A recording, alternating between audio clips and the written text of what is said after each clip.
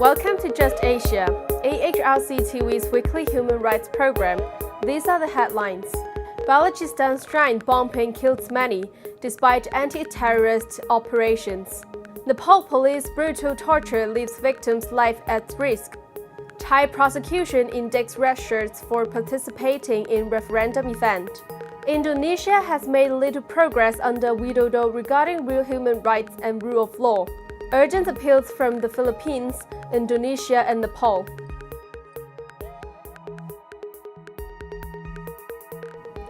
Welcome to AHRC TV's Just Asia. I'm April. This week, Just Asia begins with Pakistan, where terrorist attacks continue despite the Pakistan Army's various operations to cleanse out terrorists and their abettors. In the latest attack, a suicide bomber blew himself up at the crowded courtyard of Sufi Saint Shah Noorani shrine on November 12th, killing some 60 persons and injuring 156. 25 persons remain missing, and there are at least 15 women and children among the dead.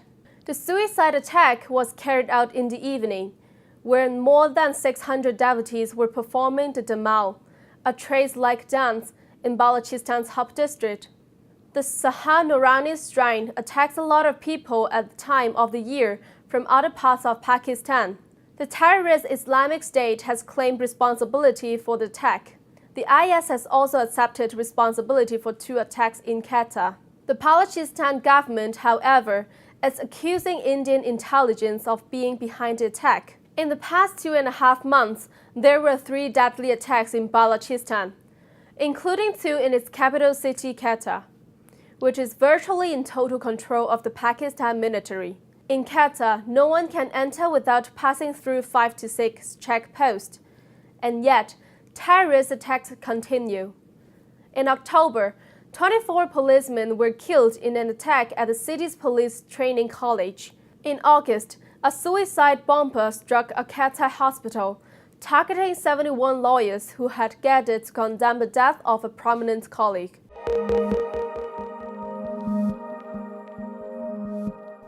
In Nepal, police officers from Mahottari district tortured an individual for several hours on November 8, resulting in severe bleeding from his anus. Although the victim, Mr. Ganga Mahato, has been treated in hospitals for several days, his bleeding is not stopping, posing a grave risk to his life.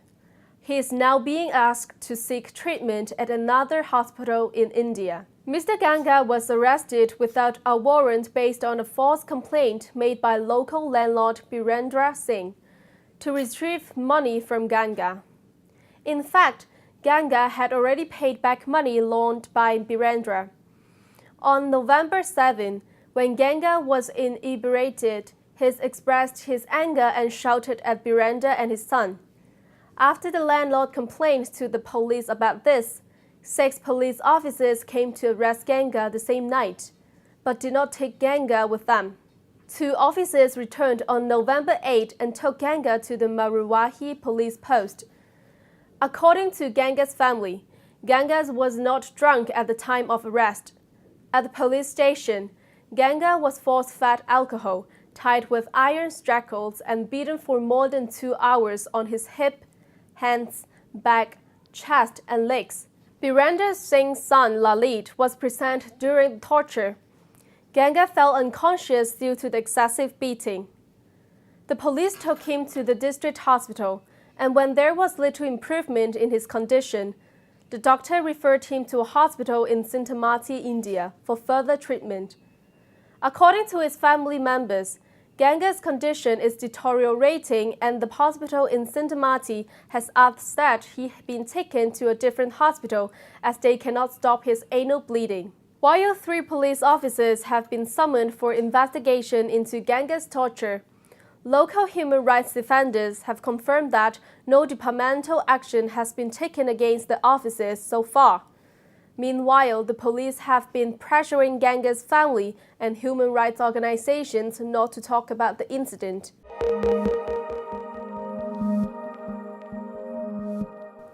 Next, in Thailand, 20 red shirts have been indicted by a military prosecutor in the northeastern Udon Thani province for violating the junta's ban on political gatherings.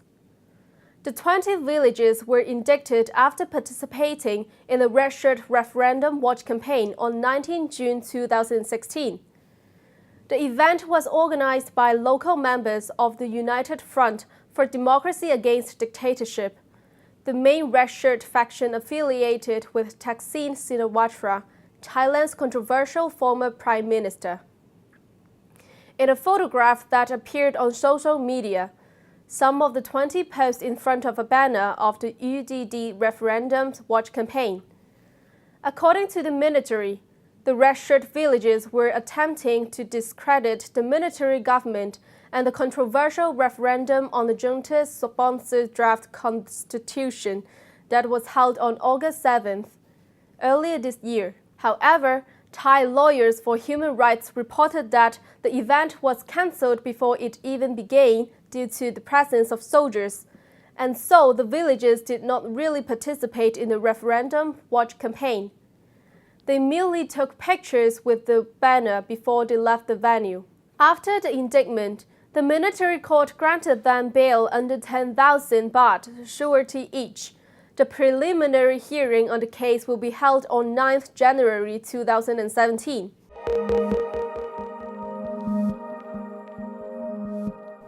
Moving to Indonesia, where current President Joko Widodo campaigned on the protection of human rights and resolving past rights abuses.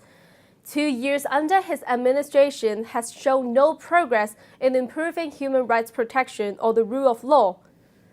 Local activist Chris Biantoro reflects on the situation on human rights in the country. With high rates of police torture, land grabbing, and a total lack of protection for minority rights, the Widodo government has no specific policy on developing Indonesia's rule of law, resulting in rights abuse and abuse of power. Now, let's listen to Chris. Since current President Widodo inaugurated since 2 years ago, in 2004, actually we expect a lot to President Widodo will bring reform, especially the law reform. But if we reflect the current situations, our rule of law remains a problem. Torture occurred in the police custody and also in prison, and none of cases solved by the law enforcement agencies. And the police, even in the last 3 years, still become the most, let's say, like the highest number who committed torture. And not only torture, land grabbing, and also land confiscation against indigenous people occurred everywhere in Indonesia. For instance, we reported cases which occurred in Blitar, East Java province, where 11 farmers charged by the police because they reclaiming their land against a local company.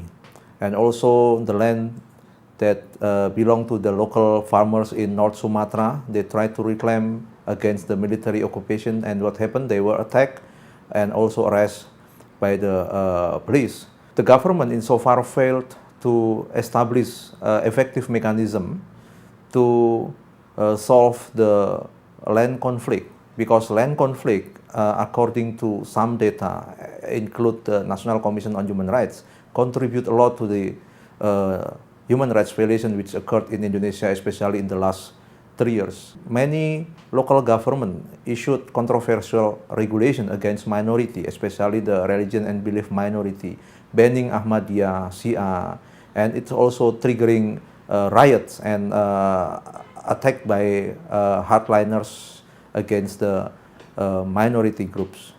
And what happened recently in Jakarta, where hardliners groups against the Christian governor, one of the candidates, I think this is reflecting that our government doesn't have, let's say, like a blueprint how to develop our rule of law, because the law on hate speech, hate crimes already there, but it never been implemented. On the contrary, or in contrast, that the law charged against or imposed against the human rights activists who wrote, let's say, like criticize against the governments or criticize against a company, the cabinet composition of current President Widodo. Some of the alleged perpetrator, like retired military General Wiranto, who mentioned by the National Commission on Human Rights, responsible on the East Timor case, student shooting, and also retired military General Riamizat Riagudu, now in charge as a Minister of Defense. It is very controversial decision that made by current President Joko Widodo. Actually, they should, let's say, like investigate first whether or not they are guilty.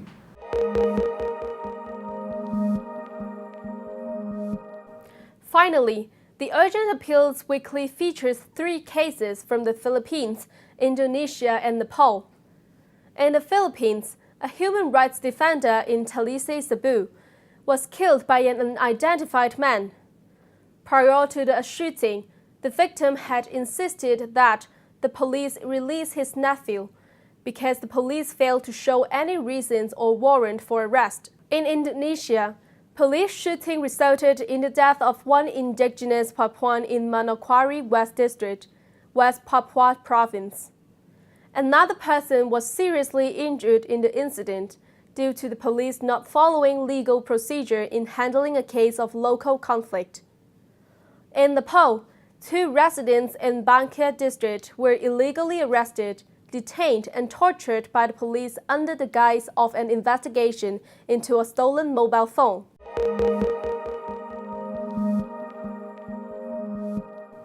That is all for this episode of Just Asia. For more on this and other issues, please visit www.humanrights.asia or www.alrc.asia/justasia. Thank you for watching and see you next week.